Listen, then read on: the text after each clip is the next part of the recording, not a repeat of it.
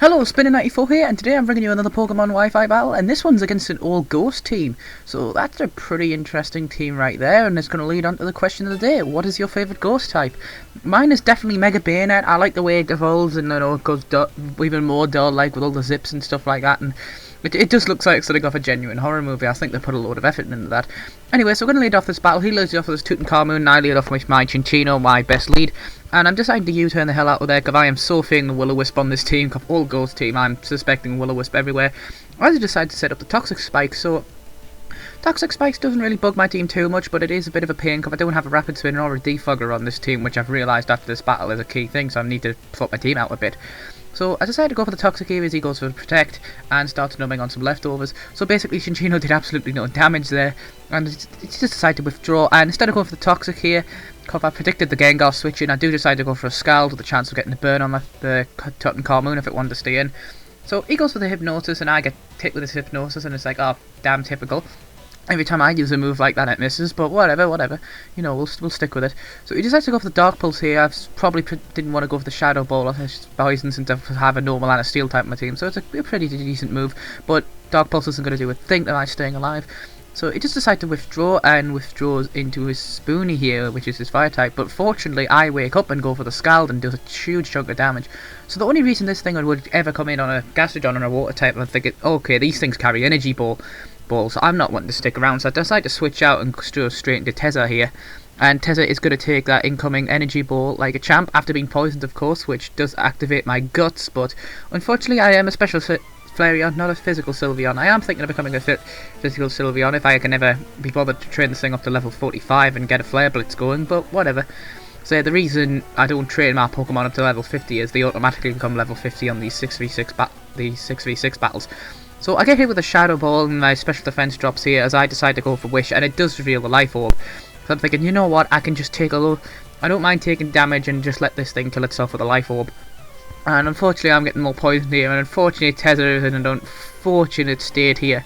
Because between the poison, the special defense drop and the Shadow Balls, and me not particularly wanting to switch into anything, it's not looking too great for Paul Tezza here.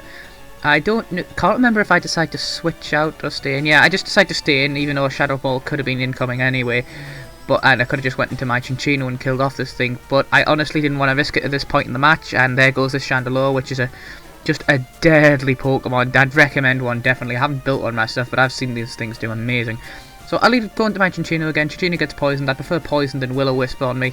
So as I decide to go straight to the Rock Blast, and that is going to finish off the Gengar. A lot of people don't realise how fast Chinchino is. Chinchino is an incredibly fast Pokemon and hits like a truck of a skill link. So it's definitely one of my favourite Pokemon to use competitively. So she goes into this, goes into this bloody golem looking thing, you know, something straight out of Gundam this. So I decide to go into my other defensive wall, which is my Tasting Colours. Luckily the Dramatic Punch misses, so it's not a no-guard one. So I definitely recommend getting that off the set. I mean, yes, it's nice to have the coverage, but the 50% chance to hit isn't the best. So he decides to fly up here as I go for the Giga Drain to try and finish this thing, and I completely forget this thing totally cannot fly, so it's like, oh, this ain't good. So I just decide to switch the hell straight on out of there and go straight into Ding Dong here to take our fly, because it is a resisted hit, but unfortunately I know the ghost moves are going to come and hurt me. But I do have a Rocky Helmet, and he just decided to withdraw here, and he makes a great predict of me going straight for the Stealth Rocks here. So he got that Shedinja in before I could have a chance to kill it, so really good play on my opponent's part. And makes this questionable play here though, goes for the Shadow Claw, knowing it died to the Rocky Helmet, which is strange here, but it does a ton of damage considering how defensive Ding Dong is, and I'm thinking, okay, that's definitely a sacrifice move. I mean, Shedinja's a great Pokemon when used right, but unfortunately against my team, it's going to be able to do not going to be able to do too much damage. So it goes for the Shadow Punch here, kills our Ding Dong for good, takes a little bit of Rocky Helmet damage, which sucks. So I go into Taste Colours here, and I'm predicting the Fly again, but just in case it didn't, I just went straight for the Guide Drain to recover some health. And I'm going to recover some more for Black Sludge, and I'm thinking, okay, at this point I can probably take one Fly if it's not Stab, and I am max defense and health, and luckily I do manage to live that, and I get the Guide Drain off and absolutely destroy this Gundam here. So good job for that. No Gundam suit is going to do my life in. So anyway, a bit more recovery here, and I'm into a decent stage now. Got a good chunk of health, and this part's quite a bit of a stally part of the match as he goes into his Tutankhamun. He goes for the Protect here, and I'm just wanting to put something to sleep here because I'm like, okay, I want to put this thing to sleep and shut it down for good. So I tried to go for the sleep out of here, and of course he protects and gets some more recovery off. So we're just out here, you know, he's eating his leftovers, I'm eating my black sludge, all good stuff. So I go for the sleep out and it misses and he goes for a dark pulse. Not sure why not going for a shadow ball here, but I understand the dark pulse because it's dark hits everything, whereas ghost can be walled. But this thing I don't think has the Will-O-Wisp at this point. So Josh, if you're watching this, definitely put Will-O-Wisp on all your Pokemon. You'd make your team terrifying and you destroy most of the metagame, because most of the mess games I believe is quite physical at the minute. So I go for the Guide Drain here to just get a move to hit, and I do recover a good decent chunk of health. I decide to go for the Dark Pulse again. At this point I think I'm getting a little bit more damage than what I'm recovering through Guide Drain, so I'm like, okay, I've got no choice here but to try and go for the Sleep Powder to put this thing to sleep. But he does go for the Protect again, and that's somewhat annoying on my part, as I did predict it and go for the Synthesis.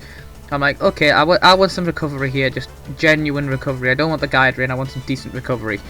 So, a bit more leftovers, we're all numbing out here, it's all good, it's just like a festival out here, everyone's happy, and I decide to drug this drink and go to sleep, make him go to sleep.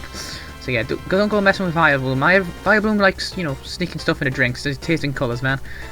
So, anyway, we're gonna get some more recovery here, and we're just, you know, everyone's just recovering out here, everyone's just chilling, as I decide, okay, Guide Drain, let's see how much damage I can actually do with this thing. And that does a decent chunk actually, so I'm thinking, okay, 2 or 3 more of these and I'm gonna finally be able to get rid of this thing.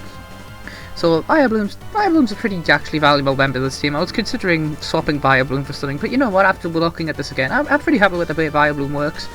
It's a pretty good Pokemon, good defensive ball, anything punches it, it's got a chance to get hurt. So yeah, Tasting Colours is staying on this team, she's doing a very good job.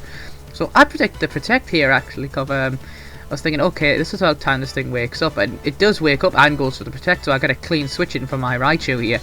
And at this point, he's only got 2 Pokemon left, so I decide, okay, Nasty Plot away, and this thing is going to start wrecking some faces. So he goes to the Dark Pulse, doesn't do much. Choo Choo, she doesn't care about that. Dark Pulse, what's that to a Choo Choo? And basically the Choo Choo trainer is going to do its job and start mopping up. So bam, Thunderbolt, absolutely wrecking this thing. Down goes this Cofagrigus, cool looking Pokemon, but I miss Murder. I love that name for the Jellicent, that isn't. But unfortunately Jellicent might be quite special defensive, but not for a Nasty Plus Raichu. So GG Josh, great game, I absolutely adore your team, I'll give you a rematch anytime. And thank you for tuning in and watching the video guys, remember to like, subscribe, all that good stuff, and I hope you all have a nice day.